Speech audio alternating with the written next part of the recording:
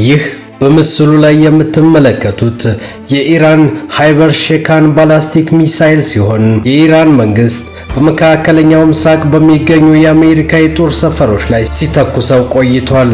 ኢራን ከእስራኤልና አሜሪካ ጋር ባላት ግጭት ሙሉ በሙሉ ይህንን ሚሳኤል ስትጠቀም ቆይታለች። የአሜሪካ ባለስልጣናት የኢራን ጥቃቶች እየተወሳሰቡ መምጣታቸውን ሚሳኤሉን ለአሜሪካ ወታደሮች የበለጠ አደገኛ እንዳደረገው ይናገራሉ። ሃይበርሼካን የመካከለኛ ርቀት ተተኳሽ ባላስቲክ ሚሳኤል ነው።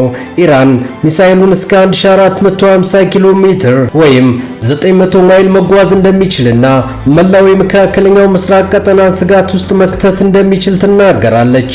ሚሳኤሉ ሙሉ በሙሉ በኢራን የበለጸገ እንጂ የቆየ የሶቪየት ህብረት ሚሳኤል ማሻሻያ እንዳልሆነ ይነገራል። ስሙ የተወሰደው በሰባተኛው ክፍለ ዘመን የነብዩ መሐመድ ተከታዮች የአይሁድን ምሽግ ካሸነፉበት የሃይበር ጦርነት ነው። ይህ ሚሳኤል አስቸጋሪ የሚያደርጉት ጥቂት ባህሪያት አሉት። እነሱም አንደኛ፣ የፊተኛው ክፍል የጦር ዕቃውን የሚሸከመው በከፍተኛ ፍጥነት ወደ መሬት በሚወርድበት ወቅት አቅጣጫውን የመቀየር ብቃት አለው። ሁለተኛ፣ ደረቅ ነዳጅ መጠቀሙ እንደ ቆዩ ሚሳኤሎች ከመተኮሱ በፊት ነዳጅ መሙላት አያስፈልገውም።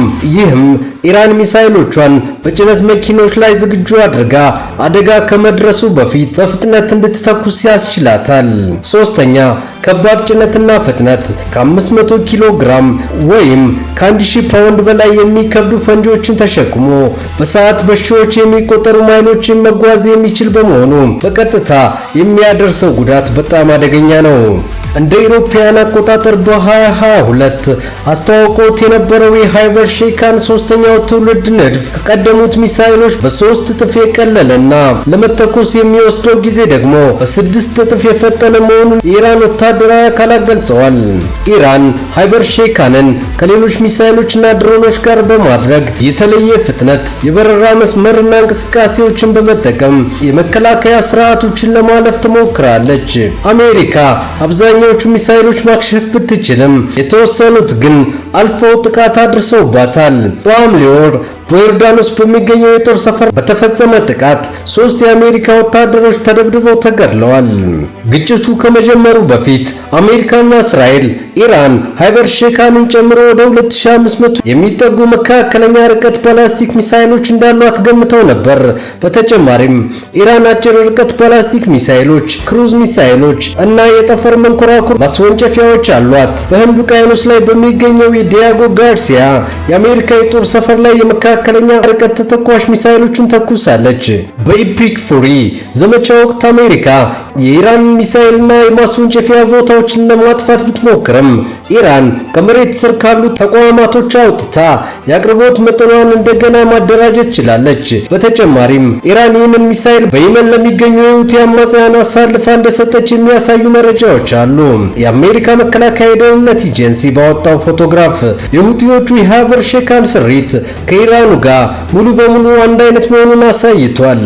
ኢራን የሃይበርሼካን የፋብሪካ ዋጋ ይፋ ባታደርግም ተንታኞች ግን እሱን ለማክሸፍ ከሚወጡት የአሜሪካና የእስራኤል ሚሳኤሎች በጣም ርካሽ እንደሆነ ይናገራሉ። እንደ ፓትሪዮት፣ ታድና ስታንዳርድ ያሉ የሚሳኤል ማክሸፊያዎች እያንዳንዳቸው ከ2 እስከ 15 ሚሊዮን ዶላር ያወጣሉ። በጦርነቱ መጀመሪያ ላይ ፕሬዝዳንት ትራምፕ እና ሌሎች የአሜሪካ ባለስልጣናት የኢፒክ ፉሪ ዋና ዓላማ የኢራንን የሚሳኤል ፕሮግራም ሙሉ በሙሉ መደብደብና ማጥፋት እንደነበረ ተናግረው ነበር።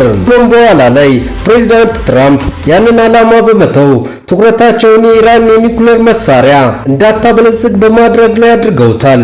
ትራምፕ ሲናገሩ ሚሳኤሎች ዋና ችግራችን አይደሉም፣ የተወሰነ ቦታ ላይ ጉዳት ያደርሳሉ እንጂ ሙሉ ፕላኔቷን አያጠፋም ሲሉ ተናግረዋል። አሁን 5ኛ ወሩን የያዘው በአሜሪካና በኢራን መካከል ያለው ግጭት የቀጠለ ሲሆን ሁለቱም ወገኖች በስትራቴጂካዊ ኢላማዎች ላይ ጥቃት በመፈጸም ላይ ናቸው። እስካሁን ሁለቱም ሀገራት የሰላም ስምምነት ለማድረግ ዝግጁ መሆናቸውን የሚያሳይ ምንም አይነት ምልክት የለም።